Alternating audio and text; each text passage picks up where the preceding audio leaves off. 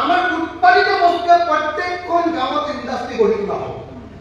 প্ৰত্যেকখন গাঁও আজি অসমৰ ল'ৰাই বেংগলোৰত গৈ কাম কৰিব লাগে। আজি অসমৰ গাঁও এখনলৈ আপুনি যাওক আৰু গাঁও এখনলৈ গৈ প্ৰথমতে আপুনি গাঁও এখনক সোধক, যিকোনো এখন গাঁও সোধক যে আপোনালোকৰ গাঁওখনৰ ডেকা ল'ৰা ছোৱালীবিলাকে ডেকা ল'ৰাবিলাকে খেতি কৰাৰ পাছত বেছিভাগ সময় আন কি কাম কৰে? যিকোনো এখন গাঁৱত গৈ সোধক। মই সকলো গাঁৱলৈ গ'লে এই প্ৰশ্নটো সোধো আৰু ৰাইজে সদায় মোক এটাই প্ৰশ্ন উত্তৰ দিয়ে যে আমাৰ গাঁৱৰ ডেকা ল'ৰাবিলাকে খেতি কৰাক বাদ দি বাকী সময়খিনি উপাৰ্জন কৰিবৰ কাৰণে কৰা কামটোৰ নাম হ'ল হাজিৰা কৰা, মিস্ত্ৰীৰ লগত যোগালী কৰা। হয়নে নহয়? আপোনালোকৰ ইয়াতো হয়নে নহয়? হয়নে নহয়? মোক এটা কথা কওক, দ্বিতীয় যিটো কাম অসমৰ ডেকা ল'ৰাবিলাকে খেতি কৰাক বাদ দি দ্বিতীয় যিটো কাম কৰে, খেতি কৰাক বাদ দি প্ৰথম কামটো কৰে মই ক'লো যে হাজিৰা বা মিস্ত্ৰীৰ লগত যোগালী, দ্বিতীয় কামটোৱে কৰে বেংগলোৰ বা কেৰেলালৈ গৈ চিকিউৰিটি গাৰ্ড। হয়নে নহয়? মোক আপোনালোকে কওক, যিখন ৰাজ্যৰ আটাইতকৈ উঠি অহা যুৱ প্ৰজন্মই আটাইতকৈ ডাঙৰ কামটো কৰে মিস্ত্ৰীৰ লগত যোগালী বা হাজিৰা কৰা কাম, নহ'লে বা দ্বিতীয় কামটো কৰে কেৰেলা বা বেংগলোৰত গৈ চিকিউৰিটি গাৰ্ডৰ কাম, সেই ৰাজ্যখনে কেতিয়াবা পৃথিৱীত এখন শ্ৰেষ্ঠ ৰাজ্য হ'ব পাৰিবনে? পাৰিবনে? সেই জাতিৰ প্ৰকৃত উন্নতি আছেনে? সেই জাতিৰ প্ৰকৃত উন্নতি আছেনে?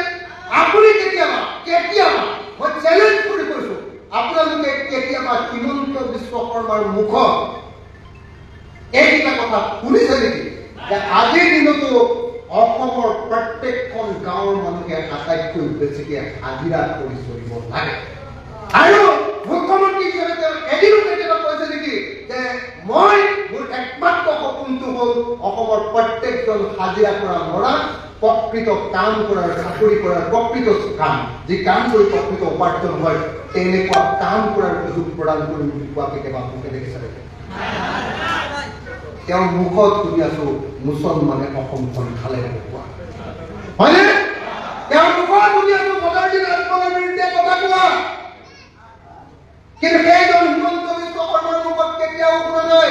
তেওঁলোকে কয় যে অসমক ভাৰতৰ শ্ৰেষ্ঠ ৰাজ্য কৰিব, ১ নম্বৰ ধনী ৰাজ্য কৰিব, কিন্তু কেতিয়াও এক দিনৰ কাৰণে কেতিয়াও কোৱা শুনা নাই যে অসমৰ প্ৰত্যেকটা পথাৰত আমি পানী যোগান দিম, অসমৰ প্ৰত্যেকজন খেতিয়কে পথাৰৰ সকলো সময়তে খেতি কৰিব লাগিব আৰু খেতি কৰা প্ৰত্যেকটো শস্য আমি চৰকাৰে কিনি ল'ম, তেওঁলোকক প্ৰকৃত দাম দিম আৰু প্ৰত্যেকজন খেতিয়কে খেতি কৰাৰ পাছত যিখিনি সময় থাকে প্ৰত্যেকখিনি সময় কাম কৰিবৰ কাৰণে সুযোগ দিম আৰু তাৰ পৰা তেওঁলোকৰ প্ৰত্যেকটো পৰিয়ালে ধনী হ'ব।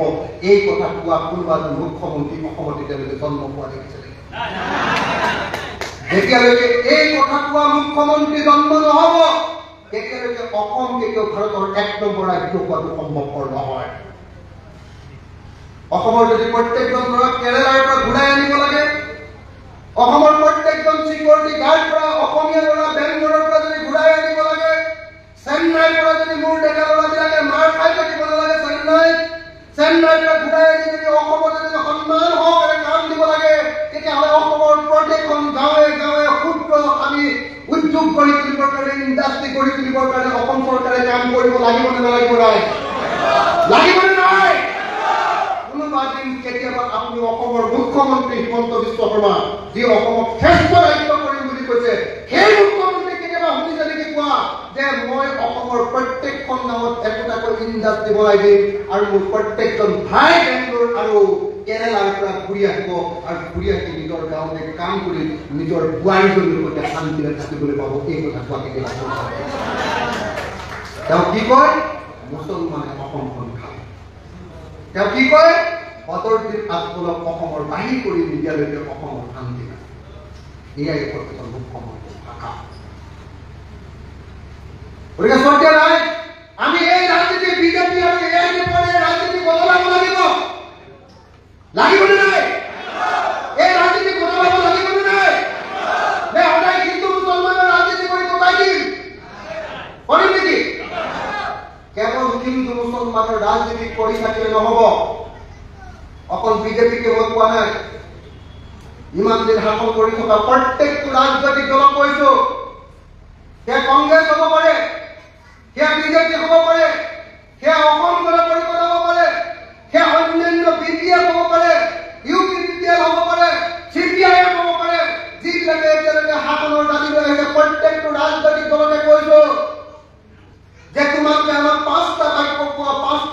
তোমালোকে আমাক লক্ষ্যৰ কথা কোৱা যি 5টা বাক্যত 5টা কাম কৰি তোমালোকে অসমখনক উন্নতিৰ পথলৈ লৈ যাবা আজিলৈকে কোনো ৰাজনৈতিক দলৰ তেনেকুৱা কোনো বিজন নাই অসমখনক আগুৱাই নিয়া অসমৰ প্ৰত্যেকজন মানুহক কাম দিয়াৰ অসমৰ প্ৰত্যেকজন মানুহক ধনী কৰাৰ অসমৰ প্ৰত্যেকজন মানুহৰ ঘৰটো নিজে পকা কৰিব পৰাৰ পজিশ্যনলৈ লৈ যোৱাৰ প্ৰত্যেক ঘৰ মানুহৰ টয়লেটটো পাইখানা ঘৰটো যাতে টাইলছ লগাই চাফা কৰি ৰাখিব পাৰে তেনেকুৱা পজিশ্যনলৈ লৈ যোৱা প্ৰত্যেকৰ ঘৰতে যাতে 4-চকীয়া গাড়ী এখন কিনিব পৰা অৱস্থালৈ লৈ প্ৰত্যেক ঘৰ পৰিয়ালক লৈ যাব পাৰোঁ মাকৰ বেমাৰ হ'লে যাতে গাড়ীখনত দি গুৱাহাটী মেডিকেল কলেজত ভৰ্তি কৰিব পাৰে তেনেকুৱা অৱস্থালৈ লৈ যাওঁ মাকৰ বা জীয়েকৰ যদি ডাঙৰ বেমাৰ হয় তেতিয়াহ'লে দিল্লীৰ এইমছত যাতে চিকিৎসা কৰিব পাৰে আৰু পুতেক আৰু জীয়েকক যাতে আমেৰিকাত পঢ়াব পাৰে তেনেকুৱা ধৰণৰ এটা পজিশ্যনলৈ লৈ নিয়াৰ কাৰণে আজিৰ দিনটোত এখন চৰকাৰে এটা দলে কেতিয়াবা কথা কোৱা শুনিছে নেকি এইবিলাক কথা অসমত চৰ্চা নহয় অসমত চৰ্চা হয় হিন্দু মুছলমানৰ অসমত চৰ্চা হয় ন্যায় অসমখন খালে অসমত চৰ্চা হয় জাতি ধৰ্ম বৰ্ণ ভাষাৰ অসমত কেতিয়াও অসমখন কেনেকৈ উন্নতি কৰিব লাগিব আৰু অসমত প্ৰত্যেকজন মানুহৰ কেনেকৈ ধনী কৰিব লাগিব আৰু প্ৰত্যেকজন মানুহে মানুহৰ নিচিনাকে দমদমাই অসমত জীয়াই থাকিব লাগিব এই অৱস্থালৈ নিবৰ কাৰণে অসমক শ্ৰেষ্ঠ ৰাজ্য কৰিব লাগিব এই কথা কেতিয়াও কোনোদিন আলোচনা নহয় সেইকাৰণে মই আপোনালোকক অনুৰোধ কৰিবলৈ আহিছোঁ বেলেগ কথা বহুত পাতিলোঁ আমি অসমৰ মানুহে বহুত হিন্দু মুছলমানৰ কথা পাতিলোঁ বহুত বড়ো অনাবড়োৰ কাজিয়া লাগিলোঁ বহুত কাৰ্বি অনা কাৰ্বিৰ কাজিয়া লাগিলোঁ বহুত আমুকৰ কাম কৰিলোঁ এইবিলাক আমাৰ যথেষ্ট কৰ্তব্য নাই হিন্দু মুছলমানৰ দাঙ্গাই আমাৰ অসমক বচাব নোৱাৰে যদি সঁচাকৈ অসমক বচাবলৈ লাগে তেতিয়াহ'লে এটা ভাল ৰাজনৈতিক দল লাগিব আৰু ভাল ৰাজনৈতিক দলটোৰ ভাল কৰ্মসূচী লাগিব যি কৰ্মসূচীৰ জৰিয়তে অহা 5 বা 10 বছৰত আমি অসমৰ প্ৰত্যেকজন মানুহৰ ভাগ্য বদলাই দিব পাৰোঁ প্ৰত্যেকজন মানুহৰ প্ৰকৃত অৰ্থত মানুহৰ নিচিনাকৈ জীয়াই ৰাখিব পাৰোঁ আমি তেনেকৈ সপোন লৈ বহুতে ভাবে যে অখিল গগৈ আজি ৰাজনীতি কৰে বেলেগ পলিটিচিয়ানৰ নিচিনা মই আপোনালোকক ক'ব খোজো যে এই পলিটিক্সৰ কোনো ধান্দা নাই মই যে এমএলএটোক লৈ মোৰ কোনো মাথা দেখাই নাই মোৰ কোনো ইণ্টাৰেষ্ট নাপাওঁ মই এমএলএ হৈ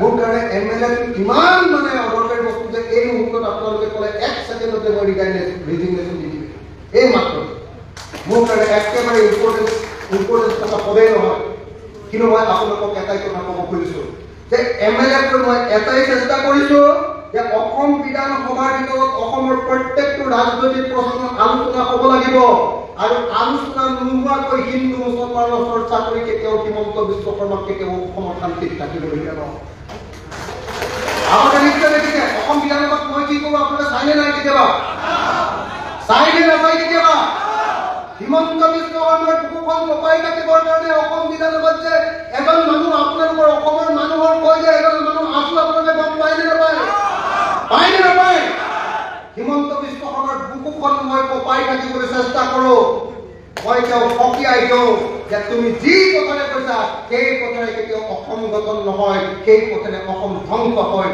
আৰু সেই কথাৰে যিমান দিন তুমি গৈ থাকিবা তেতিয়ালৈকে তোমাক কেতিয়াও শান্তিত থাকিবলৈ নিদিয়ে আপোনালোকে নিশ্চয় গম পায় মই থাকিলে মানে হিমন্ত বিশ্ব শৰ্মাৰ কবিতাটো পঢ়ি থাকে গম পায়নে নাই এইবাৰ অসমৰ পথাৰৰ সকলো পথাৰতে পানী দিব লাগে বুলি ৰিজলিউশ্যন বা সংকল্প প্ৰস্তাৱ আনি একদম বিধানসভাত ইতিহাসত প্ৰথমবাৰৰ কাৰণে এনেকৈ ভোটিঙৰ ব্যৱস্থা কৰি বিজেপি চৰকাৰখনে ক'লে নাই পথাৰত পানী যোগানৰ বস্তুটো এই প্ৰস্তাৱটো আমি ল'ব নোৱাৰোঁ বুলি কোৱাৰ কাৰণে ভোটিং কৰি চৰকাৰখন ভাঙিয়ে পেলাইছিল এইবিলাক গম পায়নে নাই আপোনালোকে মাত্ৰ 9টা ভিতৰত বিজেপি চৰকাৰখন এবাৰ যেনে তেনে বাচি গ'ল মাত্ৰ 9টা ভিতৰত দুখীয়া মানুহৰ প্ৰশ্নক লৈ যে সকলো পথাৰত কেতিয়াৰ ভিতৰত পানী যোগান দিয়া হ'ব তাৰ সংকল্প লোৱা হওক অসমৰ সকলো পথাৰত যেতিয়ালৈকে আজিৰ দিনটোলৈকে অসমীয়া মানুহ আমি ভেকুলীৰ বিয়া কথা মানো হয়নে নহয় এতিয়াও কঠীয়া পাৰিবৰ কাৰণে পানী নাই ভেকুলীৰ বিয়া পাত ভেকুলীৰ বিয়া পাতিলে বৰষুণ হয় নেকি বৰষুণ কেনেকৈ হয় বৰষুণ হয় ইমান গৰমতে ৰ'দ দিছে পুখুৰীৰ পানী পথাৰৰ পানী সাগৰৰ পানী নদীৰ পানী বিলৰ পানী হ্ৰদৰ পানী গৰম হৈ গৈছে গৰম হৈ জলীয় ভাৱ হৈছে জলীয় ভাৱ হৈ যোৱাৰ লগে লগে পানীটো ঠাণ্ডা কি কয় পাতৰ মতে ওপৰলৈ উঠি যায় ওপৰলৈ গুচি গৈ যিমান ওপৰলৈ গৈ থাকিব ঠাণ্ডা পাব ওপৰত যেতিয়া ঠাণ্ডা পায় সেইটো গোটা মাৰি ডাঙৰ হয় ডাৱৰটো যেতিয়া পৰি যায়, ডাৱৰটো আপোনাৰ এৰোপ্লেনত গ'লে দেখিব গোটেই ওপৰত অকল ডাৱৰ খেল। ডাৱৰটোত যেতিয়া একদম জোৰকে বতাহ লাগিব ধামকে, সি গৈ গৈ গৈ গৈ ধামকে আকৌ পৰ্বতত খুন্দা মাৰি দিব। পৰ্বতত খুন্দা মাৰি দিলে একদম আকৌ তললৈ নামি আহিব, তললৈ নামি আহিলে সেইটো বৰষুণ। হয় নহয়? এতিয়া মই কৈছো যে ভেকুলীৰ বিয়া পাতিলে পথাৰৰ পানী গৰম হ'ব নেকি? হ'ব নেকি? তাৰমানে ভেকুলীৰ বিয়া পাতিলে কেতিয়াও বৰষুণ নহয়, হয় নহয়? কিন্তু তাৰ পাছতো অসমীয়া মানুহে এতিয়াও পথাৰত যেতিয়া বৰষুণ নহয় তেতিয়া ভেকুলীৰ বিয়া পাতক, কাৰণ চৰকাৰে এতিয়ালৈকে আমাক পানী যোগানৰ ব্যৱস্থা কৰি দিয়া নাই। হয়নে? ভেকুলীৰ বিয়া পতা জাতিত পৰিণত হৈ আছো অসমীয়া জাতি, তাৰ পৰা এক খোজ আগবঢ়াবৰ কাৰণে চেষ্টা কৰা নাই। আৰু মুখেৰে কি মন্তব্য কৰি থাকে বোলে অসম ভাৰতৰ শ্ৰেষ্ঠ ৰাজ্য, 1 নম্বৰ ৰাজ্য, ঘূৰাৰ 1 নম্বৰ ৰাজ্য। পথাৰত এবাৰ খেতি কৰি পেলাইছ, ক'ত বানপানী হ'লে খেতিয়েই নহয়, কেতিয়াবা খৰাং হ'লেও খেতি নহয়, সেইখন কেনেকৈ 1 নম্বৰ ৰাজ্য হ'ব? য'ত উৎপাদন নাই, য'ত বেলেগৰ পৰা অকল খাওঁ, য'ত অকল ফ্ৰী চাউল লাগে, য'ত অকল ফ্ৰী অৰুণোদয় দিয়ে, তাত কি এখন শ্ৰেষ্ঠ ৰাজ্য হ'ব পাৰিব নেকি? চৰকাৰে সেইকাৰণে আপোনালোকক অনুৰোধ কৰিবলৈ আহিছো, যদি সঁচাকৈ চিৰিয়াছ ৰাজনীতি কৰিব খুজিছে, সঁচাকৈ ৰাজনীতি কৰি যদি কোনোবাই ধান্দা কৰিব খুজিছে, পইচা পাব খুজিছে, পঞ্চায়তৰ প্ৰেচিডেণ্ট হ'ব খুজিছে, তেতিয়াহ'লে আপোনালোকে বিজেপি, কংগ্ৰেছ, অন্য যি পাৰ্টি আছে কৰক। কিন্তু যদি সঁচাকৈ ৰাজনীতিৰ সমাজ পৰিৱৰ্তনৰ হাতিয়াৰ কৰিব খুজিছে, তেতিয়াহ'লে কেৱল আৰু কেৱল ৰাইজৰ দল কৰক, কেৱল আৰু কেৱল ৰাইজৰ দল কৰক। আমি সংকল্প গ্ৰহণ কৰিছো যে যিদিনাই এইবাৰ অহাবাৰ 2026 চনত অন্তত পক্ষে ৰাইজৰ বাবে অতি কমেও 15 জন এমএলএ এইবাৰ বিধায়ক ৰূপে জিকাই দিছে। গোটেই অসমৰ পৰা মিনিমাম 15 জন বিধায়কলৈ 26 চনত আমি জিকাম। কংগ্ৰেছ, ৰাইজৰ দল, অসম জাতীয় পৰিষদ একেলগ হৈ থাকিম 26 চনত। আৰু 26 চনত যেনেকৈ 15 জন মানুহ এমএলএ, এইবাৰ এজন এমএলএ কৰি হিমন্ত কেনেকৈ কপাই আছো, অহাবাৰ 15 বা 20 জন যেতিয়া এমএলএ হ'ব, বিধানসভা অকল খালি লৰিয়ে থাকিব আৰু। বুজিছেনে নাই? আমাৰ অনুমতি নোলোৱাকৈ কোনেও বিধানসভাত তেতিয়া চৰকাৰ গঠন কৰিব নোৱাৰিব, আৰু কোনো চৰকাৰে জনমন্দিৰ সিদ্ধান্ত ল'ব নোৱাৰিব, কেতিয়াও সিদ্ধান্ত ল'বলৈ নিদিব।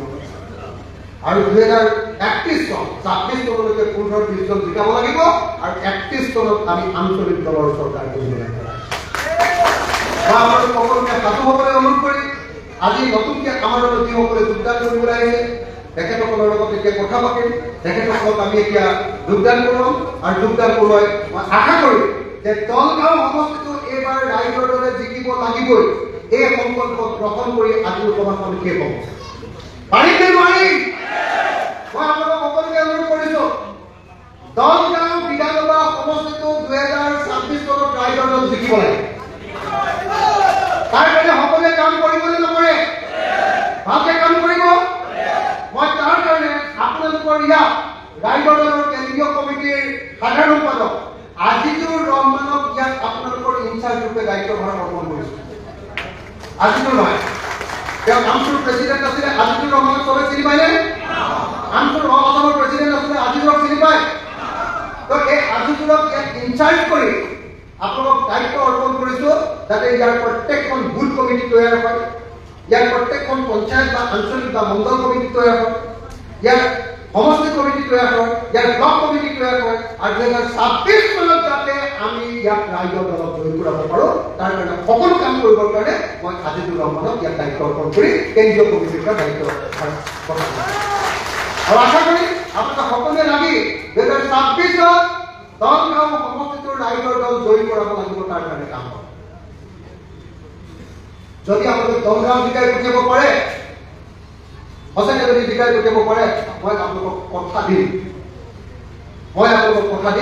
দলগাঁৱৰ চেহেৰা অহা 5 বছৰত বদলাই দিম। দলগাঁৱৰ চেহেৰা অহা 5 বছৰত বদলাই দিম। মই এইখিনি কথা কৈয়ে মই মোৰ বক্তব্য সামৰণি মাৰিব